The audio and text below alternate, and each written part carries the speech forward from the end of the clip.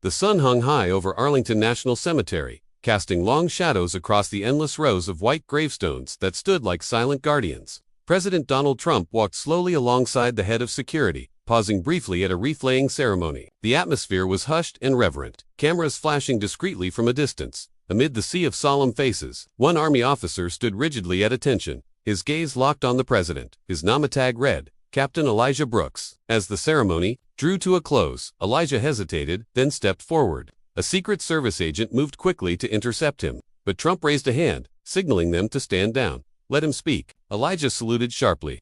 Mr. President, sir, I don't mean to intrude, but I need 2 minutes of your time.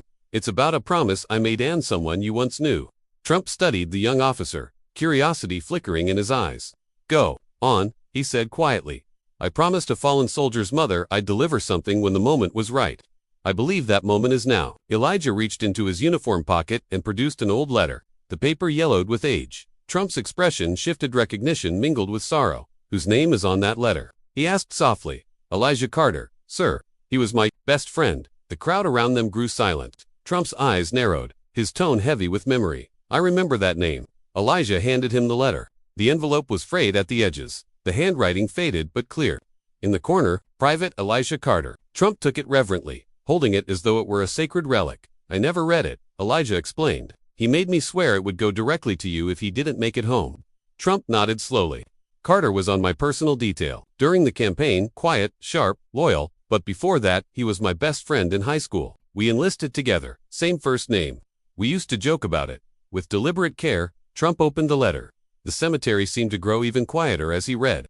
His brows furrowed, his breath catching in his throat. I remember him giving me this, Trump murmured. He said he'd write something. Just in case. What did he say? Sir, Elijah asked gently. Trump's voice wavered. He didn't ask for much, just one thing, and it breaks me to say I never kept that promise. He asked me to visit his mother. He wrote, if I don't make it back, just sit with her for 5 minutes. That's all. Trump's jaw tightened. And I never did. That evening, Trump summoned his staff. Find out where Elijah Carter's mother lives. I need to go. They cautioned him about logistics, security, and the inevitable press frenzy, but Trump remained firm. I owe a mother 5 minutes, maybe more. By dawn, they had an answer. Miriam Carter, 68, lived quietly in a small Missouri town. A neighbor reported she rarely spoke of her son. She simply sat by the window some days, holding his photograph. Captain Brooks volunteered to accompany him. She knows me, he explained. I visited after he passed. But life got in the way, and I stopped. Trump nodded. Then let's go. No cameras, just us. Air Force One was rerouted, and by dusk they landed at a rural airfield. A short drive later, they reached a modest home bathed in the golden light of sunset. A wind swayed softly at the door. Trump hesitated, then knocked.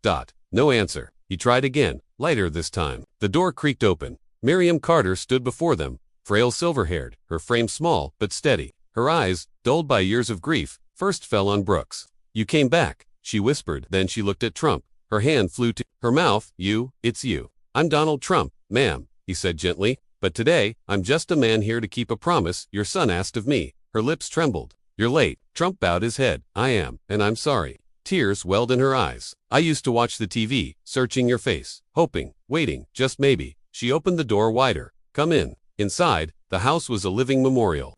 Photographs lined the walls. Medals glimmered in a shadow box. A preserved uniform hung like a shrine. I never moved anything, Miriam said softly. I couldn't. They sat in heavy silence. Finally, Trump spoke. He wrote me once. I kept that letter. All these years. He asked for nothing, just this visit. Miriam's gaze drifted to the window. He believed you'd come. She placed a worn scrapbook on the table, flipping through images of her son as a boy. He always wrote things down. Said, paper remembers when people forget. Trump smiled faintly. He said the same to me once. Miriam looked at him suddenly. He believed in you. Said you listened to soldiers as men, not pawns. Trump's voice broke. I tried. I really did. He held up the letter again. He ended with, tell my mom I kept my promise and that I love her always. Her hands shook. He never said goodbye to me. Elijah Brooks, silent until then, spoke. He asked me not to. Said goodbye was too final. He wanted you to believe he was always near. Trump reached for her hand. You raised a remarkable man. Miriam glanced at the clock. You've been here 10 minutes. Trump leaned closer. I'm staying longer. The air filled with the quiet rustling of scrapbook pages and the fragile sound of healing beginning. Miriam led them to the living room. 3 chairs surrounded a worn coffee table. She pointed to one. That was his seat. Every Sunday evening, he'd read from his Bible. Trump approached the chair, hesitated, then sat carefully. Miriam's voice trembled. The last time I saw him, he hugged me and said, "This isn't goodbye. Just see you later, Mom." Then he smiled. That smile haunted me. Trump lifted the Bible from the shelf. A folded note slipped from its pages. He handed it to her. Miriam unfolded it and read aloud. "Dear Mom, if you're reading this, I probably didn't make it back. But don't cry. My love for you will never die." Tears streamed silently down her face. Trump placed his hand over hers. He kept his promise. "Ma'am, and today so did I." She nodded at last. "Thank you, Mr. President, you kept my son alive a little longer today." Later, while Miriam rested, Brooks and Trump stood outside on the porch. The scent of fresh rain drifted through the air. "There's something I never told her," Brooks admitted, staring into the distance. "Something I couldn't." Trump waited. "I was the one who convinced him to extend his deployment. He was supposed to come home that month, but I begged him to stay. I didn't want to be alone out there, and because of me, he never made it back. I've carried that guilt for 3 years." Trump placed a hand on his shoulder. "He made that choice because he believed in you and in brotherhood. That isn't guilt, son. That's honor." Brooks swallowed hard, his eyes wet. "I always thought I should tell her, but I never could." Trump looked back toward the house. "Maybe today is the day." Back inside, Miriam sat at the kitchen table, sipping warm tea. Elijah cleared his throat. "Ma'am, I need to tell you something about Elijah's final deployment." Miriam lifted her eyes. "I asked him to stay with us. He could have gone home, but I begged him not to. I didn't want to face the war alone." She said nothing, listening in silence as the truth settled between them. He didn't do it out of duty. Elijah whispered, "He did it for me." Silence filled the room, heavy and unbroken, until Miriam reached across the table and placed her frail hand over his. Elijah always put others before himself. Even as a boy, that was who he was. "You don't carry guilt, Captain, you carry his spirit." Elijah's eyes shimmered with tears. "Thank you," he murmured. "You've given me something I didn't know. I need an understanding." Trump nodded solemnly. "Some debts can't be repaid with words. But moments like this, they help." Before they left, Miriam disappeared upstairs and returned with a weathered box covered in dust. "He wanted you to have this," she told Trump. Inside lay mementos, campaign buttons. A photo of Elijah Carter standing proudly beside Trump at a rally, and a folded note addressed to the man who listened when others did. T. Trump opened it carefully, reading each line with reverence. "Mr. Trump, if you're reading this, then thank you. You inspired me to serve not for politics, but for purpose, and if you've made it to my home one day, then you've already given my mother more than I ever could." Trump's voice caught. He whispered, "This is the kind of legacy I'll carry forever." Miriam insisted they stay for dinner. She served cornbread, fried chicken, and green beans, simple, heartfelt food. This was Elijah's favorite meal whenever he came home, she said with a soft smile. They ate quietly, the heaviness in the air lifting into warmth. Trump complimented her cooking. Miriam chuckled, "Not bad for an old lady with arthritis." As the meal ended, Trump raised his glass of iced tea to Elijah Carter, a soldier, a son, a friend, and a man who still changes lives even now. They echoed the toast, the clink of glasses ringing like closure. Words soon spread through the small town that Trump had visited quietly. Neighbors gathered respectfully near the property. Instead of hiding, Trump stepped outside. "We came here to honor a soldier. Nothing more, nothing less." A boy, no older than 10, walked shyly forward holding a small American flag. "My daddy said Elijah was the bravest man he knew." Trump knelt to meet his eyes. "Then your daddy's a wise man." The boy handed him the flag. "This is for you." Trump accepted it carefully. "Thank you, Sen, I'll treasure this."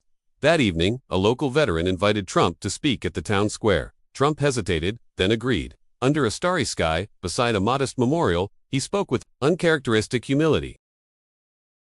"I didn't come here today as president. I came as a man who failed to keep a simple promise until now, and I met another man who reminded me that brotherhood doesn't end on the battlefield." He looked out over the crowd. "Don't wait to say what matters. Not tomorrow, not next week. Say it today." The town's mayor led him to a wall dedicated to fallen heroes. A blank panel awaited. "We saved this space for someone special," she said. Together, they painted Elijah Carter's name. Trump's hand trembled slightly as he brushed the letters. When the final stroke dried, a breeze swept through. "He'd be proud," Miriam whispered. The townspeople stood in reverent silence. No anthem, no speeches, just a moment that felt like healing. Before leaving the next morning, Miriam gave Trump a small frame. Inside was a childhood drawing Elijah had made. A house, an American flag, and 3 stick figures: himself, Miriam, and a man with yellow hair labeled Trump. He drew this when you won the election, she said with a soft laugh. He believed you'd protect families like ours. Trump's eyes softened. He protected mine, too, in a way I never expected. He tucked the drawing into his coat. I'll never forget this. On the ride to the airport, the SUV was quiet. Elijah Brooks gazed out the window, lost in thought. You did a good thing, Trump said. So did you, Elijah replied. Trump exhaled. I don't think I've cried that quietly in years. They both laughed gently. Then Trump added, I've traveled the world, signed billion-dollar deals, met kings and presidents, but that woman's kitchen table, that's the most meaningful place I've ever been. Elijah nodded. Closure doesn't live in speeches, it lives in moments like that. Back in Washington, word of the visit leaked. Journalists pressed for details. Aides asked if Trump wanted to issue a statement. Just one photo, he said. The one with her hand on mine, no caption. The photo went viral. Millions shared it with their own stories of loss and promises kept. Veterans wrote, parents wept, widows reached out. The quiet moment had become the loudest echo. In the Oval Office, Trump placed the boy's flag and Elijah's drawing on a shelf. Opening his journal, he wrote, promises aren't about politics, they're about people. He then instructed his staff to establish something new, a scholarship fund for children of fallen soldiers. He named it the Elijah Carter Promise Fund. No publicity, he ordered. Let the lives it touches be the headline. Weeks later, a handwritten letter arrived. Dear Mr. President, you came to my door carrying a heavy weight, but you left that weight with me, and now it doesn't feel so heavy anymore. I laugh more, I sit on the porch again. I speak to Elijah, out loud, and it no longer feels like goodbye. Thank you for keeping a promise that gave me life again. With love, Miriam Carter. Trump folded it gently, a faint smile on his face. Soon after, Captain Elijah Brooks requested reassignment to work with Gold Star families. I don't want to just mourn with them, he explained. I want to walk beside them. Trump approved the request personally. You're doing exactly what your friend hoped you would, he said. Elijah nodded. He's with me, always will be. Because sometimes, promises don't end when they're fulfilled. They begin new paths. Years later, long after Trump left office, a memorial rose near Arlington. On a granite wall was etched a single line. A promise kept can heal a nation.